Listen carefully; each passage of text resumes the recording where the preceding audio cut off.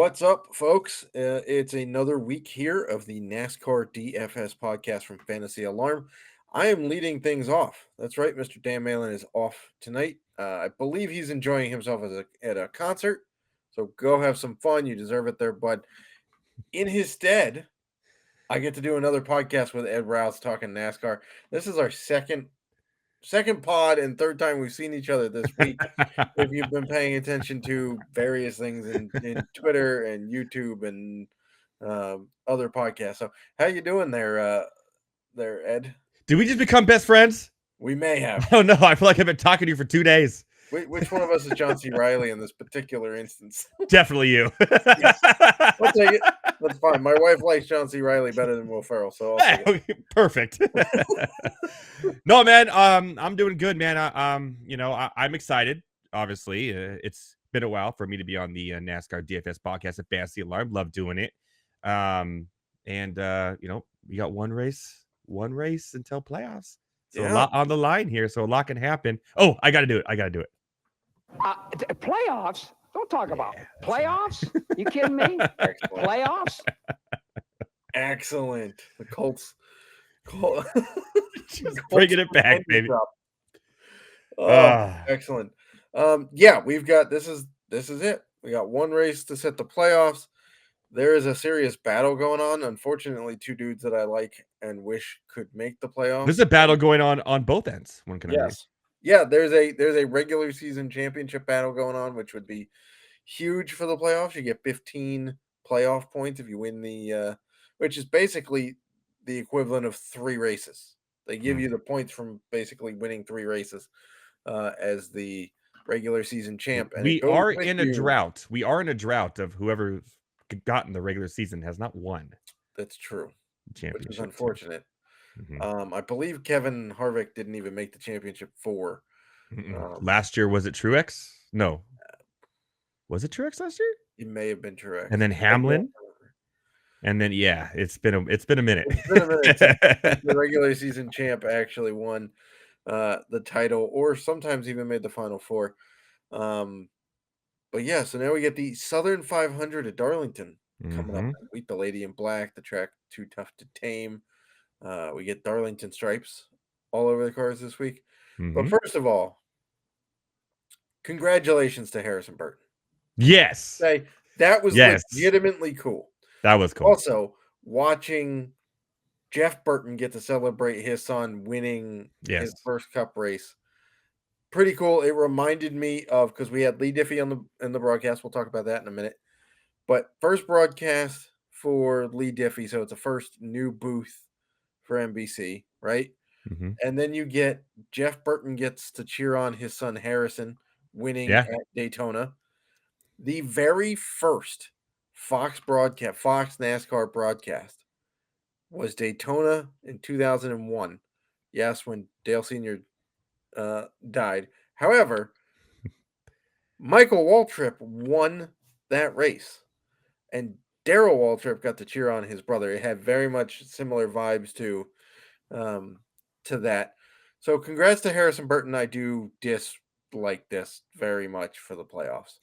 Yes, I very much do. It is we live in a world where a couple weeks ago we're saying Austin Dillon's in the playoffs, and now we're saying no, he's not in the playoffs. I'm sorry, Harrison Burton is in the playoffs. But shout out to the Wood Brothers, man. Shout out to the Wood Brothers. Come on. Yeah. By the way, 100th Cup victory for the Wood Brothers. The last guy to win for the Wood Brothers. His favorite driver, Ryan Blaney, won at Pocono. Way back when he was not yet at Penske, because they didn't have a spot for him there at Penske. Before he flipped the 2-1 for the 1-2, baby. Yeah, there you go.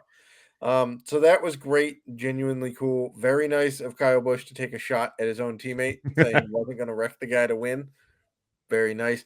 Parker Retzlaff, I hope to God Chevy doesn't punish you for making a decision to try to win the races.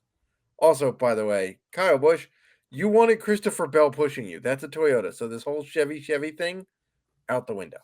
Sorry. You can't complain about it. You don't even want Chevy pushing you. Yeah. Whatnot. However, for the playoffs, this does suck. Because there's been 34 full-time drivers this year in the Cup Series. Yes. Harrison Burton ranks 34th in points.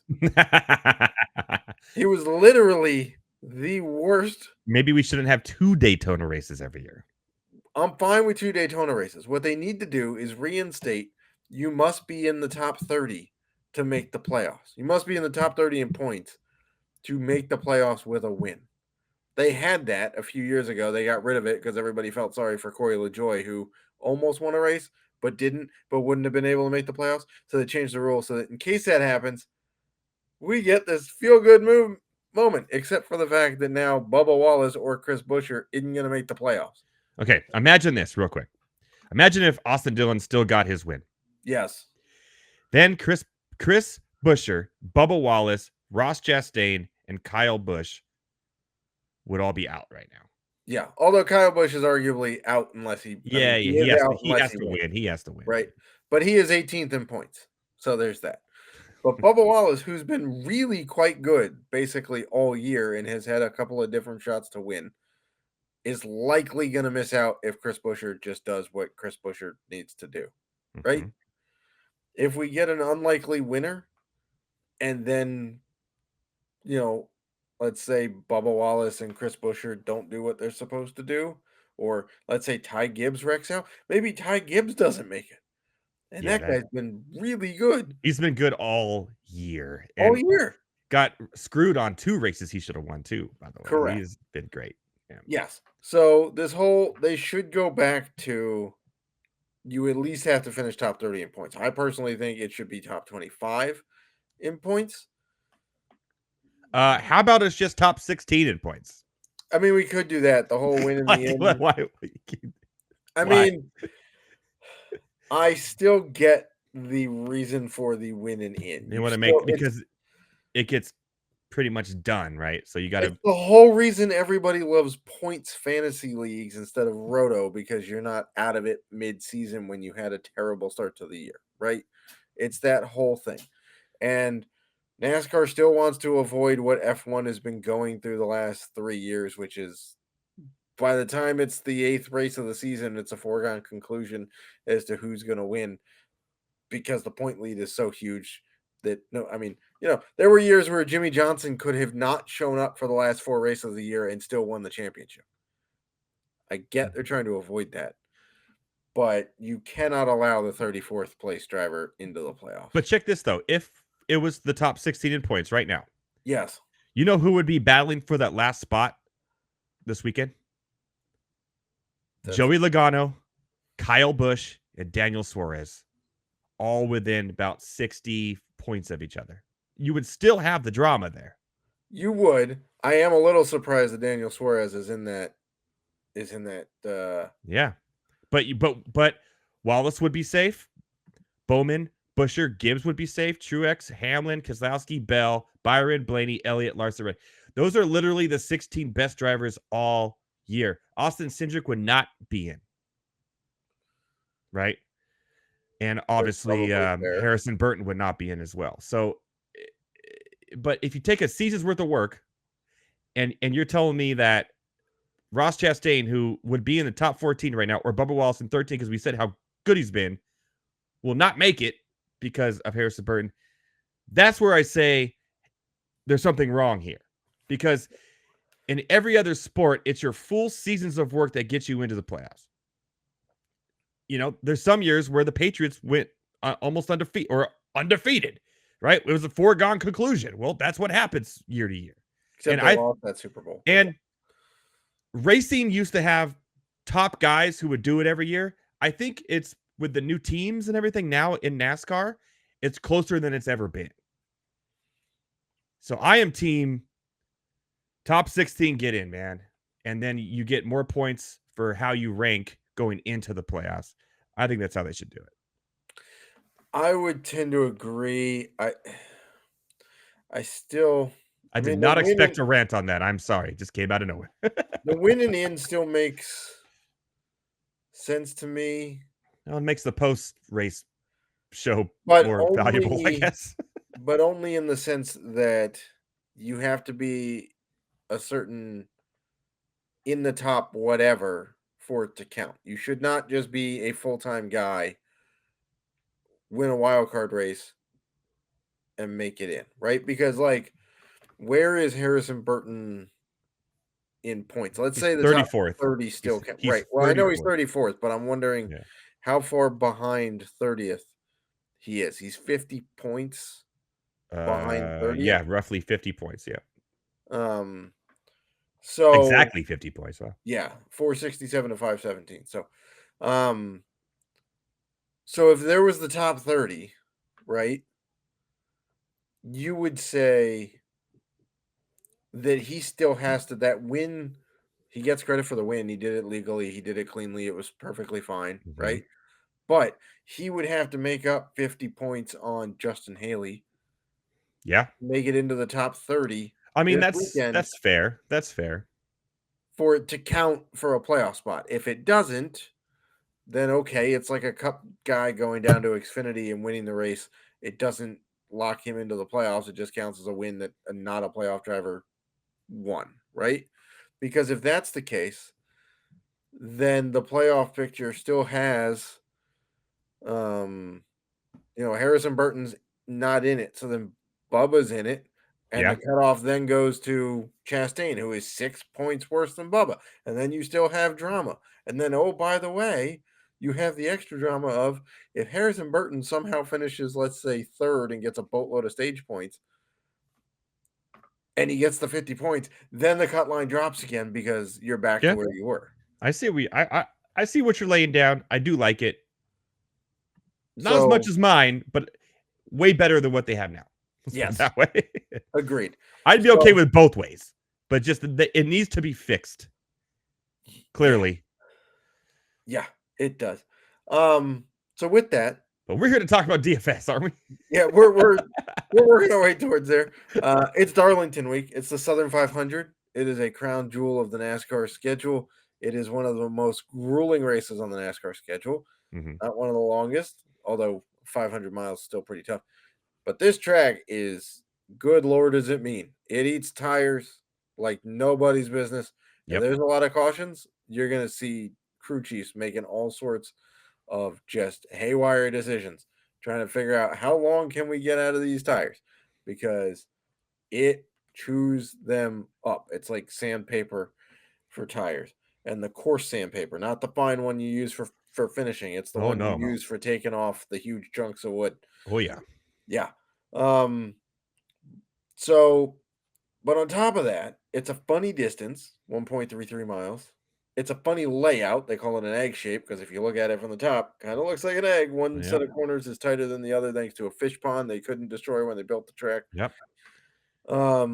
We've yelled about that fish pond so many times. I hate that fish pond. It's incredibly steep for the shortness of track. It's one of the top 4 steepest tracks NASCAR runs. And it's going to be pretty toasty, even at night in Darlington, because you're still in a swamp. You literally have to walk over a swamp to get to the track. So it's not exactly the most welcoming place. It is not. And then you've got the playoff picture on the line. You've got guys who are still trying to win it just to win it. You've got, win streaks that are trying to come to an end. Talk about you there, Kyle Busch. It's done. It's over. We'll see. It's over. Malin nearly called it last week when he said that Kyle Busch was going to win, and Kyle Busch lost by not a very large margin. But in terms of the tracks that we look for Darlington, right? You can kind of look at Homestead.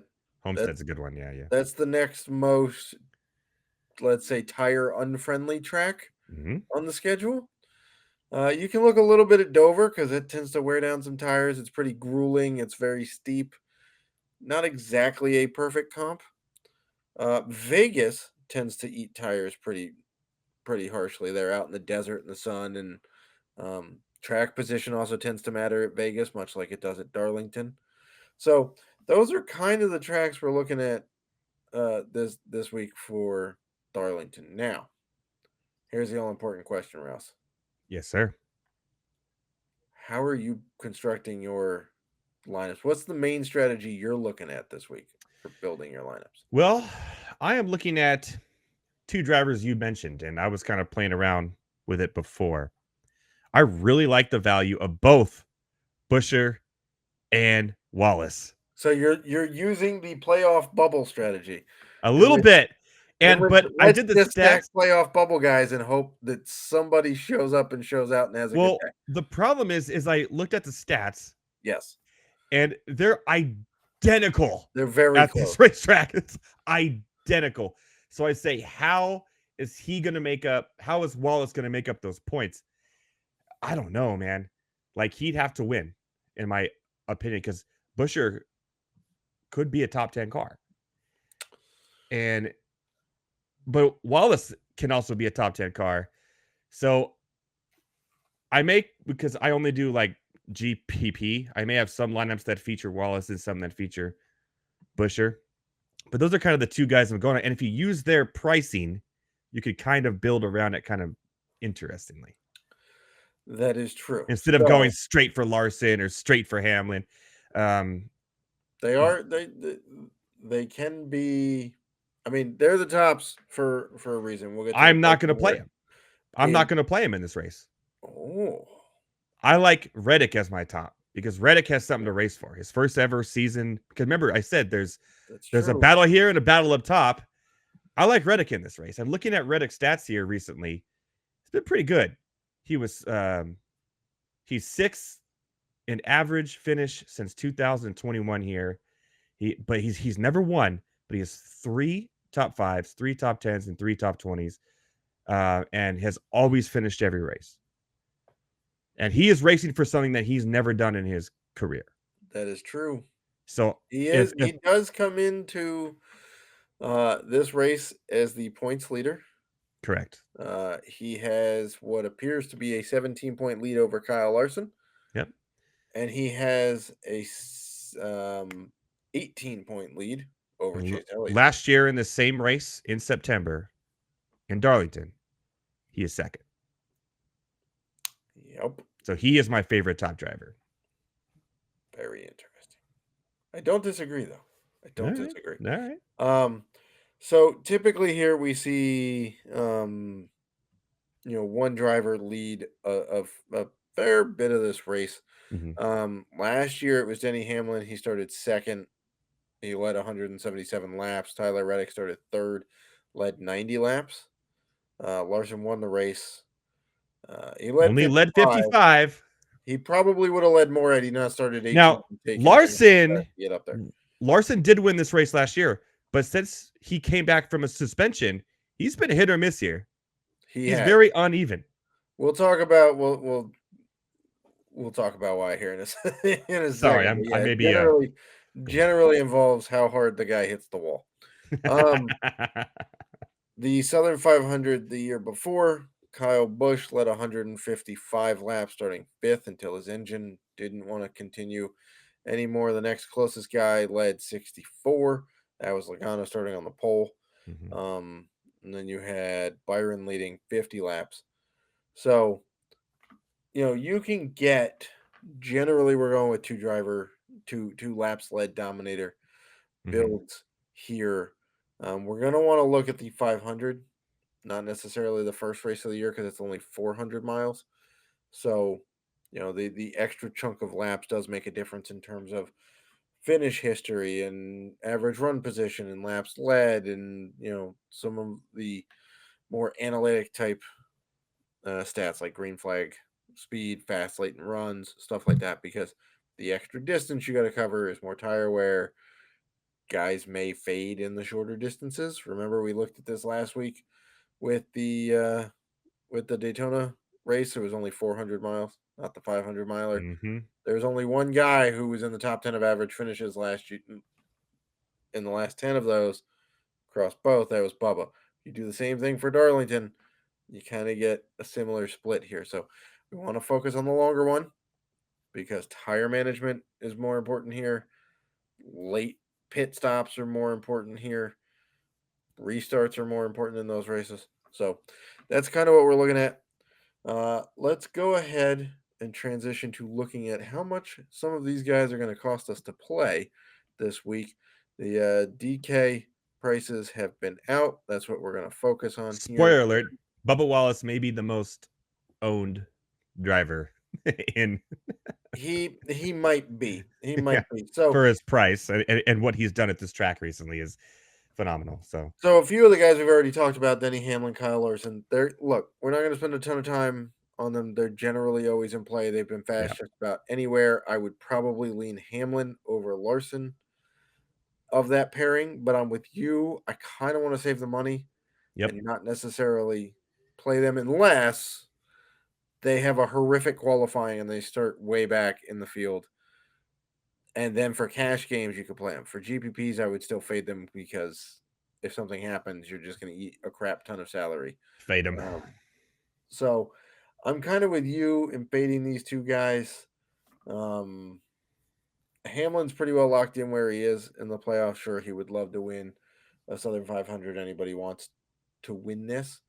But I think he's going to, like, if push comes to shove late in the race, he's going to help his guy make it in rather than secure something more for himself. So yeah, those two guys I kind of am with you. Reddick has a spectacular history here.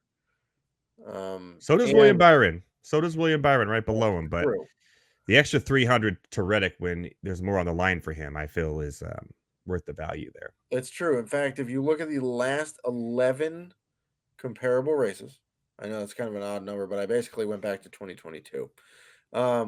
And that's looking at Vegas, that's looking at Darlington, and that's looking at Homestead. When you look at those 11 races in the next gen car, there's only one guy with an average finish of better than 10.0. It's William Byron at 7.2. Mm-hmm. Tyler Reddick, by the way, number 2 in that list, 11.8. His average finish is 11.8. So Byron is a guy I'm not sure very many people are talking about. I know he hasn't really done a bunch of late. You know, we've talked about it previously where there was a long, like, you had to go back to the Coke 600 to the last race he led laps at prior to Michigan. Yeah, right? He could be a sneaky DFS play in a GPP where he could win you. He could win the race. I could totally see him winning this race. Get hot before the playoffs. Just, now, if you remember, who was when Austin Dillon decided to drive through 2 people on his way to winning a race, which doesn't really count for him. What was the incident that everybody pointed to that reminded them of? Joey Logano. Yeah. Punting William Byron out of the way at Darlington. Why can't William Byron be in that position again this week? Yeah, I don't see Joey Logano up front in this one, though. I don't think he has to worry about Logano punting him this time. I don't think that's going to happen. Yeah. Keselowski is a very interesting one because obviously he's priced up. He's priced up. So DraftKings is getting a lot smarter than they were 3 years ago. I will tell you that right now. Yeah. Keselowski is priced up because he owns this track. He does. Absolutely owns it. He won it earlier this year. Obviously, it was not the same length, but he's top 5 since 2021 in average position behind, get this, Kevin Harvick, who's retired, correct, Joey Logano, who I just talked crap on, but he's not going to be in it for this race, William Byron, and Denny Hamlin. Yes. So Keselowski's priced up for that reason. Yep. I look where he is in the standings, and is he going to be focusing on himself or a certain other driver that he's teammates of? I would imagine it'd be a certain other driver. That's my only concern with Keselowski is, does Chris Buescher actually get the better car this year? Correct. Although I've been saying that for 6 weeks and Keselowski's outrun him. So, and remember, this race is not normally the last race before the playoffs. It's normally correct, Daytona. So it's a little different this time. So normally Keselowski can just take this race and do his best, but we're in a different situation here. I'm not touching Keselowski. I agree with you. And a lot of people will look at the stats and put him in their lineups, but I'm staying away. I will say that if there are a couple of circumstances in which I would play him. If he's on the pole, I would think that he would have a pretty good. And there's a good possibility of that too, that he could win the pole in this. To lead a good chunk of laps, and I'll pay under 10K for potentially a laps led dominator. But other than that, I don't know where value is coming from for Keselowski. Again, all of this could change on Saturday when qualifying happens. Yeah, the price is too high for everything at stake. But yes, I kind of like skipping over the other two Toyotas. Yeah, you might as well. In Truex and Bell, I think they'll be okay. Not for the price. They'll be all right. But I really am quite intrigued by Chase Elliott. Yeah, because he's in that race. He's in that race with Reddick for the regular season title. Mm-hmm. He's also had a remarkably consistent season. He tends to do better at these intermediate style tracks. We've been kind of saying this all season, that while he hasn't dominated, he's had remarkably solid finishes. Yeah, he's number 10 since 2021. He's had 2 top 5s and 4 top 10s in 7 races. So 6 of the 7 races he has been in the top 10 here. Yep. And again, it's not been the dominating year that we have seen previously from. It wasn't a dominating year for him, but it was surprisingly a very consistent year. Yes. And that's what we want out of Chase Elliott, right? And also, by the way, if we like narratives, there was a Cookout 400 at Richmond. He ran pretty well there. There was a Cookout 400 at Martinsville. He ran very well there. You're not doing it, are you? This is the Cookout Southern 500. Why not? It's a Cookout race. Put Chase Elliott in your lineup. He's also in a blacked out Napa paint scheme. Dude, there's 8 cars in black out cars at night at the Lady. Come on. Yeah, have fun, Lee Diffie. Last week was your handout with Daytona. There's constant action, whatnot. Now things get real fun at Darlington. And by the way, a fifth of the field has the same color car. Yeah, so yeah. Have fun. But I do think that Chase Elliott is a sneaky guy to just kind of show up and have a great race. Yeah. Again, I don't see him dominating because he hasn't really all season, right? The most laps he's led in a single race. He's just been 64. Consistent. He's just been consistent. He hasn't been the best DFS player all year for me when I have played him. Correct. But he's consistently, but his price is also consistently high. Right? Right, but you point that out, and he's 9,000 this week. He hasn't been 9,000 since Iowa. Yeah, since what, June? Yeah, the middle of June. So we're getting a little discount here. We're getting a guy who's had a pretty decent run here again. I mean, I'd rather have him than Blaney or Logano, I'll be honest, in this race. And I'm a Blaney fan. I'd rather have Elliott than both those two. Yeah, I would tend to agree with that. Blaney has nowhere to go. He has nowhere to go. He's kind of locked in where he is. He's going to have a solid race, but for that price, he probably won't hit value for a GPP at all. He'll probably get a top 15. You know, cool. I'm 4th in the playoffs. Let's go. Like, that's kind of what he's doing. So yeah, I'm not touching him. That I am interested in Logano simply because he tends to be a guy that shows up at these tough tracks and run well, and he has a pretty good history here. We've talked about it. You know, he's led laps. Sometimes he's punted guys out of the way. He didn't really punt them. He did a bump and run. Yeah, he's number 3. Average 11 finish since 2021 in 7 races. Only won once.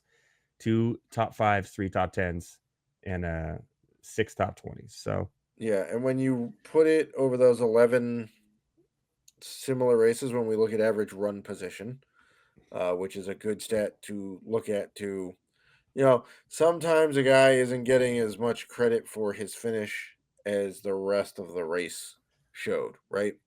Logano, his average run position is right there with Kyle Larson. It is. So he's led 171 laps since 2021 here. Yeah. Larson is by far the laps led leader in the similar tracks. But again, yeah, I don't like him where he tends to hit walls, and that tends to be Darlington. He loves them Darlington walls, baby. You know what I'm saying? Yeah. Now we get to the very interesting part here, because I think there's a lot of value in the mid tier. Yep. In this next. Obviously, Busher and Wallace are going to be two names that will be on a lot of lineups for sure. Yes. I also think Ross Chastain is a really nice play here. He's done pretty well in these style of races. He tends to be pretty good in the tire management races. Like, he likes when the car gets loose, he tends to do pretty well here. He's had some good runs at Darlington in the past, just hasn't necessarily gotten credit. He finished 5th here last year in the same race, but he didn't finish in top 10 in any stages and had a kind of a low rating. Yeah, it kind of hangs out and then pounces late, right? But that's kind of his game. That's always kind of been his game, right? Yes. And if we're looking at consistency, which is always a key in NASCAR DFS, in the 11 similar races, he has 5 top 5 finishes. Mm-hmm. Okay. That ties him with Kyle Larson and Tyler Reddick. Mm-hmm. Now, Larson has 4 wins in that span. Congrats to you, sir. But if he's got 4 wins and 5 top 5s, no, he's not doing it. He's either winning or finishing outside the top 20. Or hitting a wall. Yeah. But Chastain has 5 top 5. So he's finishing top 5 roughly half the time. Yeah. He's leading some laps in that. Let's see. He's on the playoff bubble too, right? But he's minus 27, so he's in it. So he is. If he wins, he is squarely. Do you dare build a mid-val lineup with Chastain, Wallace, and Busher in it? Sure. I'll add another one. I'll put Kyle Busch in that group. Yeah, you could put. Well, he has to win. So yeah, I could. Kyle Busch is either going to win. Okay, Kyle Busch is either going to win this race or crash out trying. I that's the only 2 outcomes I see coming here. Agreed. Now, since the Olympic break, RCR has had a car in the top 5 every race. It's fair. Okay, one of them punted some people out of the way to get there. Sure. But just like that studio punted his television show he had. Huh? He's still fighting for his first win of the season, not only to get into the playoffs, but also to keep his 19-season win streak alive. He's also started pretty well and run decently well. He's had some bad luck here. Yes. But in the last few weeks, his luck is starting to change. And so I am perfectly fine with playing Kyle Busch this week without much hesitation. Kyle Busch in his last 7 starts in Darlington. Now, he has led 183 laps. Correct. 3 of them DNFs. Yes. He's either going to hit or he's going to hit. He's going to win this thing or he's going out trying. Yes. So there is concern with that, but he starts pretty well. His average start in those 7 races is 8.4. So he's shown up with speed. I will have him in a couple of my lineups for sure. Yeah, but I think you could sit in this mid tier and go Busher, Chastain. You really could, man. Busch, Wallace, and then my pal Eric Jones. You can't do it. Sure, I can. He won the. You just wait till I'm on this. No. No. Talk to anybody who's been watching this all season. The narrative for the last 2 years with Eric Jones has been it tracks where he's comfortable and has a good history. All right, he has won here. He has won here since 2021. He has. He won here. He won this race 2 years ago. He has led 26 laps. Toyotas are very, very good in the intermediate package. Mm-hmm. Legacy is now with Toyota, right?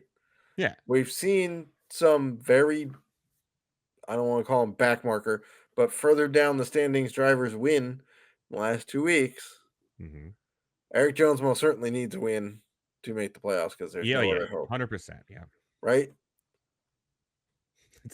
Why not? I mean, at this point, the guy has been running pretty well too. Yeah. To his credit, I mean, let's see. In this race last year, where did Eric Jones finish? Oh yeah, he finished top 10. He was 10th. Yeah. All right, and he was 3rd in stage 2, so it was pretty consistent. It wasn't like one of those weird. So yeah.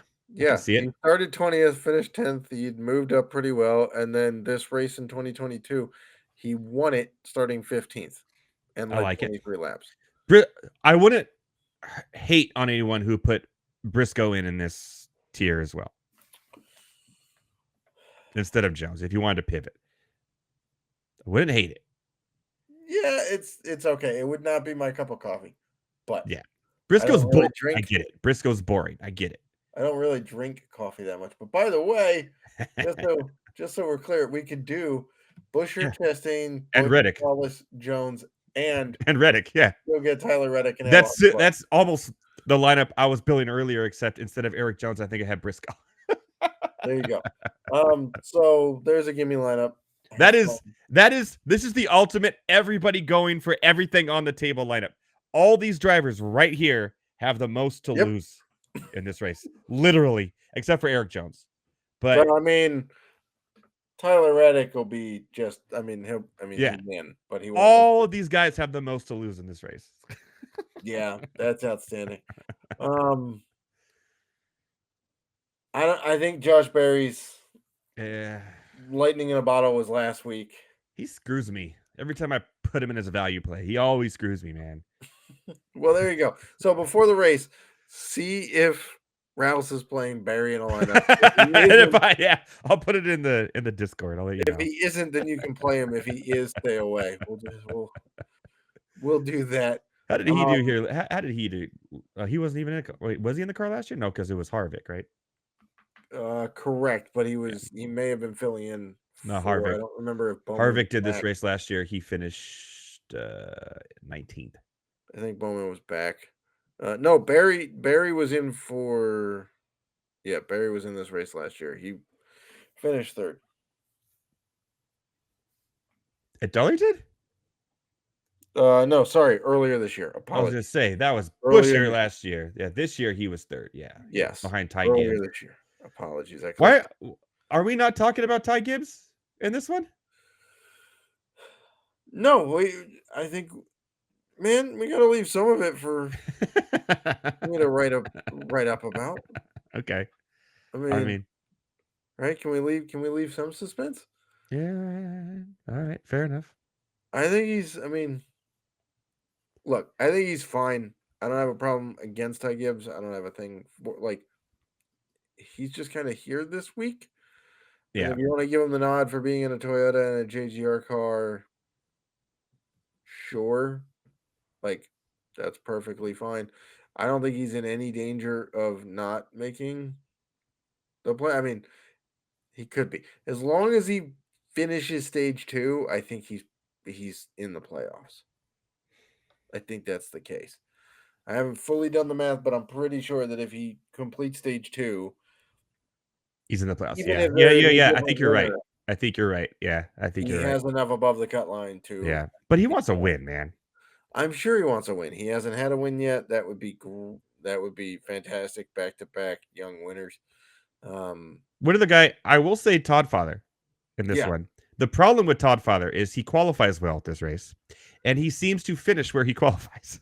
Yes, and they finally got smart about his pricing and jumped him up. Ironically, after he had a terrible week last week at Daytona. Yeah, but it's Daytona.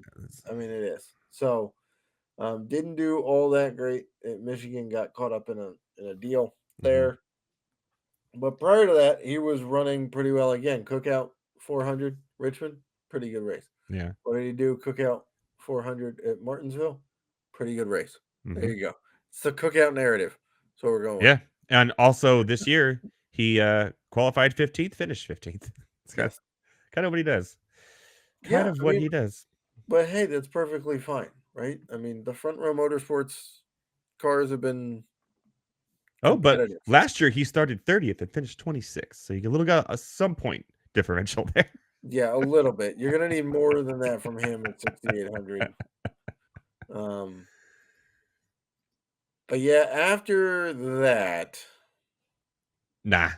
We're gonna need to see where people qualify, how they rank. It's gonna be a mid-value play. Most of it. There's plenty of value to just kind of stick in the mid tier and then stick one of the elite guys in there. Yeah. Are we not touching Van Gisbergen? I don't know. My problem is that the cars, the Colin cars in the Cup Series this year have not been. No, they've been garbage. They've not been good. Why is he priced so high? Is my question. In a non-street race, 6,400. Yeah, over Dillon, Stenhouse, Burton. That makes sense. I mean, technically, he's less than what he was at Daytona last week. Yeah, that's true. But, I mean, he should be priced higher than Austin Dillon, to be honest. And shout out to Corey LaJoie last week for not only finishing last, but getting plus positive DFS points still. Yeah. Because I had him in my lineup. I was like, how does he have 8 points? I mean, he didn't get negative PD. He didn't get negative PD. Good for you. The rest of these guys are going to have to see where they finish, or certainly see where they finish, but see where they qualify, see if there's any value there. There might be. Carson Hocevar has been running pretty well of late. Yeah. He's a guy that kind of intrigues me. I mean, I do take last week kind of off the table when I'm looking at. Well, yeah, but I mean, in Michigan, but still, I mean, for his price, I'll take 36, 49, 49, 24. Like, I'll take that all day. I mean, he's run top 20 all the way back to Pocono. So yeah, I like it. That's a good value play. So I'm fine with that. I don't know about Harrison Burton coming off the win. No, probably emotionally not there. Yeah, he is still looking for a job though. But yeah, that's kind of what we're looking at this week. Yep. You got to look at the narratives and play the narratives, I think, is the way you do it. Yeah. Plus, we'll get practice speeds. We'll have to see. I believe it's back to the group practice, which really sucks. I really wish they would just do the 150 deal, or at least 40-minute deal. How's the weather look? Do we know already? Is it? That's an excellent question. It's NASCAR. There's probably a it hasn't rained all month. It just happens to be raining on Sunday. Yeah, I did see NASCAR Chasm on Twitter say we should slip Mother Nature a fake NASCAR schedule next year because it's crazy. It's just been nuts with the weather. So let me check that real quick. That's a good call. Weather.com. I am seeing it's going to be real hot. Good. No rain for this guy. 92 degrees on Saturday with less than a 25% chance of rain. So you're saying there's a chance. Sunday, it's 94 with about a 45% chance of rain. Of course it goes up on Sunday. And it's PM thunderstorms? Yes, of course. Yeah. It wouldn't be NASCAR without that. I think that's just like how IGN, everything they rate is a 7. Mm-hmm. The weather, just when there's a NASCAR race, is just always thunderstorms chance. Yeah. Now, in fairness, there are higher chances of rain Monday, Tuesday, Wednesday. But if that scoots up a day, then that's more troublesome. So we'll see what it is. There's a decent chance that there might be some scattered storms. Well, luckily, Monday is Labor Day, so if they had to reschedule, it would be not the end of the world. And if they reschedule it before it starts, I'm swapping Martin Truex Jr. into every lineup because it's Monday. Hey, Martin Mondays, baby. We know about Martin Mondays. Yeah. So there you go. There's the preview. Slight rambling about Darlington. In terms of content, if you're listening to this, it's at least Thursday because it's going to be posted on Thursday. Betting piece will be out on Friday for the Cup Series. I will have the playbook out on Saturday afternoon after practice and qualifying has happened. Projection Sunday morning. Rostership Sunday morning. The race isn't scheduled until 6 p.m. Eastern on Sunday, so we've got a whole day of Sunday to see what the weather does. As for Malin, you'll have to check in. I know he's going to have content out for the races this weekend, but they'll be out probably their standard times following the race pattern here. So that will do it for us. Any last words of wisdom there? Yeah, my only content coming out is if I play Barry, don't play him. There you go. That's it. There you go. And if that hits, that's going to be hilarious.